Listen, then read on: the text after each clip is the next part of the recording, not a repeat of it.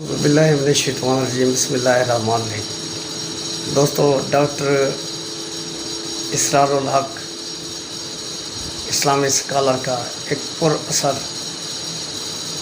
مسلمانوں کے لیے بیان ہے، ذرا غور سے آئیے سنتے ہیں۔ تذکرہ کرتے ہوئے روکے کھڑے ہوتے جو حیوانیت اور بربریت، بیٹا جو ہے وہ تو تاب نہیں لا سکا، لیکن اس نے کچھ کلمہ کم کوہر کہہ کر جان بچا لی۔ پھر بعد میں اپنے آپ کو باندھ لیا حضرت عمار نے کہ میں نے یہ کیا کیا، اب تو حضور ہی مجھے یہاں پر آ کر کھولیں گے تو میں کھولوں گا، ورنہ میں یہی جان دے دوں گا۔ حضور نے آ کر کھولا اور فرمایا کہ ٹھیک ہے، دین میں اس کی بھی اجازت ہے، جان بچانے کے لیے کلمہ کوہر کہا جا سکتا ہے، بشرطے کہ دل میں ایمان اور توحید موجود رہے۔ لہذا ٹھیک ہے، رخصت کا معاملہ تھا، تم نے رخصت پر عمل کر لیا، والدین نے تمہاری جو استقامت کا ثبوت دیا۔ بدترین ٹارچر، حضرت مصعب بن عمیر چچا نے کہا یہ تم کیا عیش کرتے ہو، یہ تمہارے جو فوت شدہ باپ ہے وہ مشرک تھا، اس کی دولت ہے، اس پر عیش کر رہے ہو تم، نکل جاؤ یہاں سے۔ اٹھ کر چلنے لگے، اس کو وہ سمجھا تھا اس کو دن میں تارے نظر آ جائیں گے، یہ ناز و نام میں پلا ہوا مصعب 200 درہم کا جوڑا بن کر آتا تھا اس کا شام سے، اور معطر اتنا ہوتا تھا اس کا لباس کہ جہاں سے گزر جاتا تھا پورا راستہ جو ہے وہ بہک اٹھتا تھا، تو اس کو تو تارے نظر آ جائیں گے، میں کہاں جاؤں گا۔ اٹھنے لگے تو اب اس کو اوپر جو جوش آیا، یہ کپڑے بھی اس کے مشرک باغ پہ ہیں، اتارو اس کو، اتار دیے۔ مادر ذات برہنہ ہو کر اپنی ماں کے پاس آئے، ماں نے آنکھوں پر ہاتھ رکھا ہے، وہ سب کیا کہ ماں میں موحد ہو گیا۔ خباب بن الارت آؤ، ان کی نگاہوں کے سامنے دیکھتے ہوئے انگارے زمین پر بچھا دیے گئے، اتارو کرتا، اتار دیا، لیٹ جاؤ، لیٹ گئے۔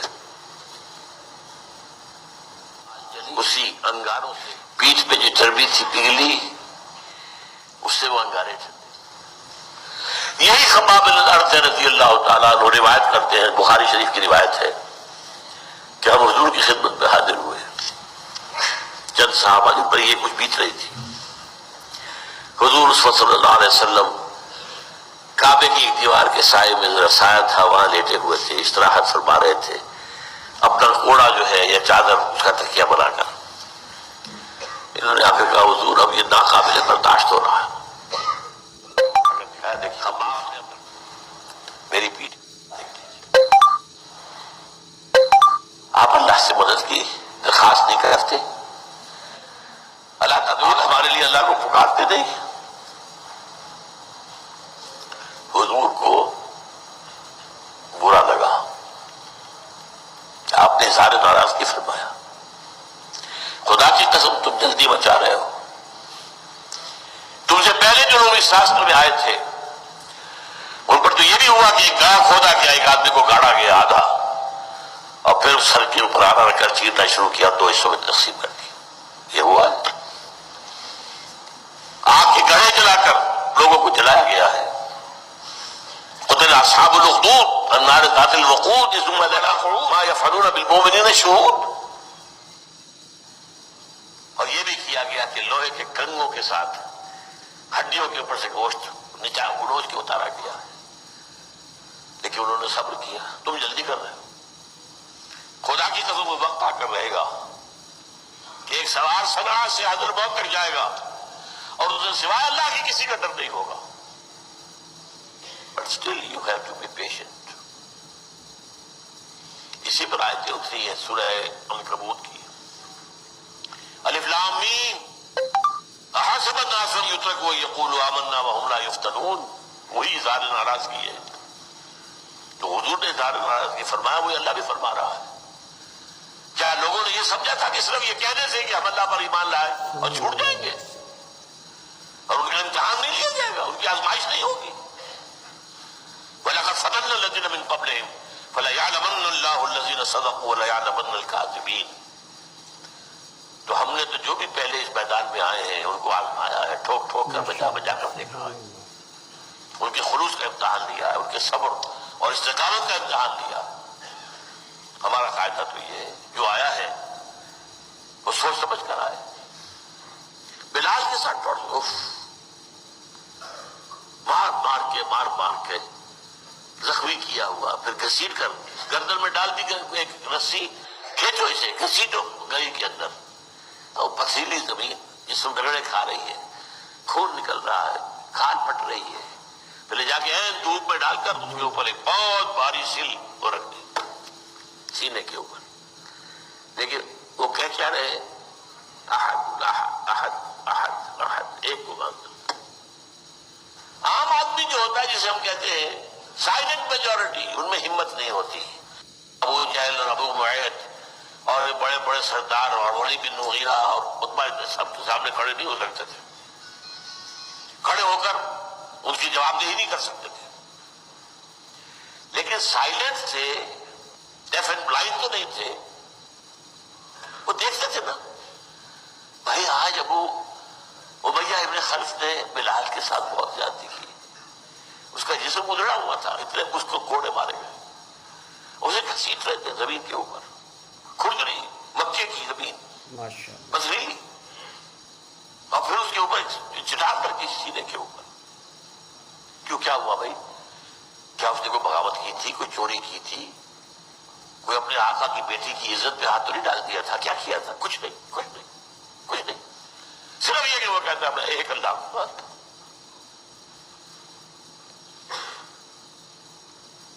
آپ سنیے، سوچئے کیا رزلٹ ہوگا، اس کے لیے ہمدردی پیدا ہوگی کہ نہیں؟ آخر انسان ہے، انسانی فطرت ہے. یہ سمیہ اور یاسر کے ساتھ یہ عائشہ کیا ابو جہل نے کیوں؟ What was he crying؟ جیسے قرآن میں آتا ہے وَإِذَا الْمَوْءُودَةُ سُئِلَتْ بِأَيِّ ذَنبٍ قُتِلَتْ، وہ بچنے جو زندہ دفنا دی گئی تھی ان سے پوچھا جائے گا تمہیں کس جرم میں دفن کیا گیا.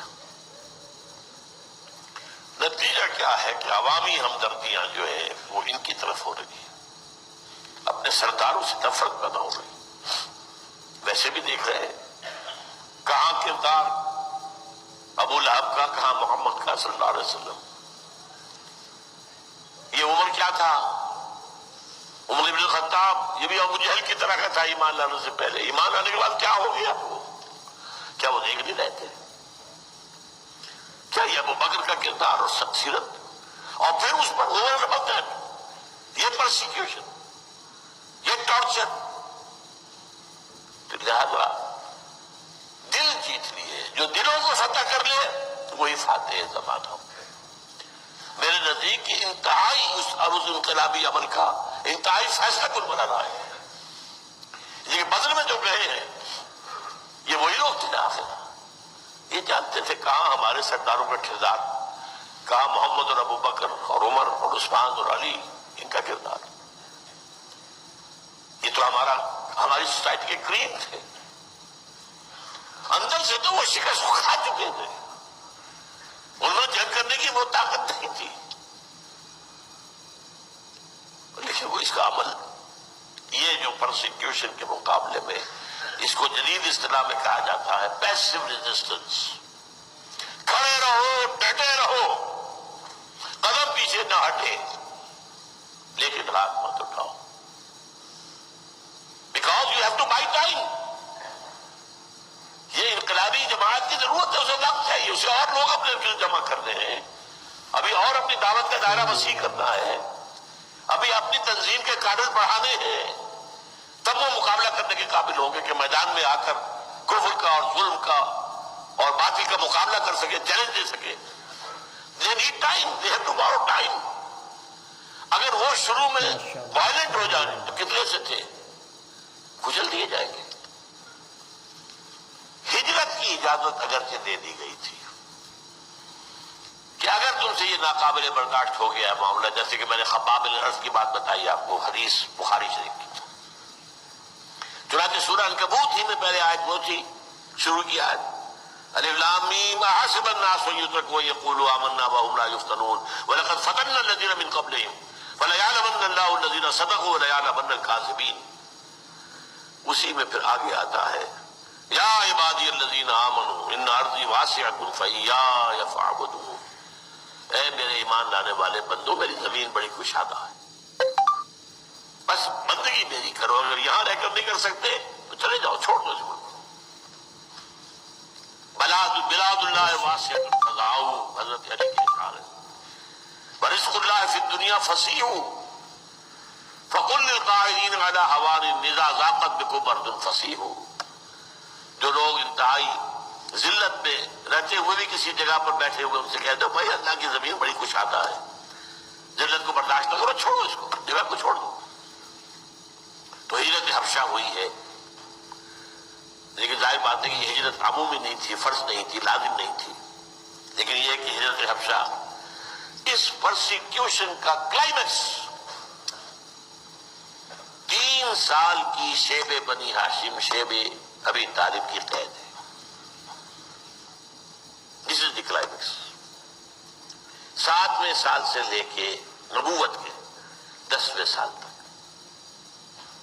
ایک گھاٹی، 2 پہاڑوں کا سلسلہ، ادھر بھی پہرا ادھر بھی پہرا، بنو ہاشم سب پھینک دیے گئے وہاں گھروں سے نکال کر، اور کوئی شے اندر نہیں جائے گی کھانے پینے کی، پہرا ہے۔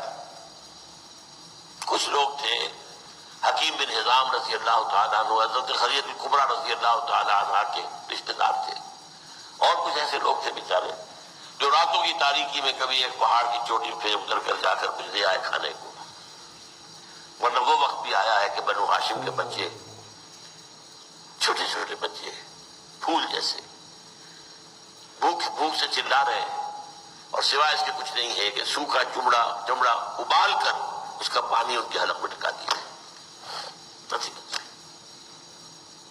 For 3 long years